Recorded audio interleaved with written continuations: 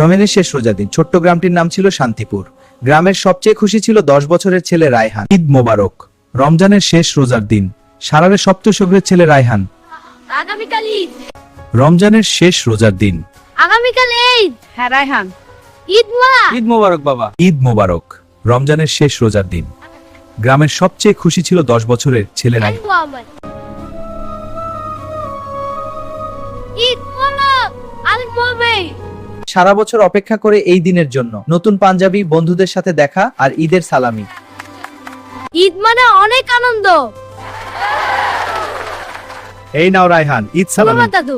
সারা বছর অপেক্ষা করেছিলাম এই দিনের জন্য। রায়হান কেমন আছিস ভাই? ওয়াও, ধন্যবাদ দাদা। রায়হান সারা বছর অপেক্ষা করে এই দিনের জন্য। নেইকার ঈদ যেন এক দায়ী আনন্দ পায়। অবশেষে ঈদ এলো। নতুন পাঞ্জাবি পরে একদম তাজা লাগছে। চলো দেখো, এই ঈদটা সত্যিই দারুণ। মা, কাল সকালে আমি সবার আগে ঈদের নামাজে যাব। হ্যাঁ তো বেবি সবাই মানে খুব ভালো।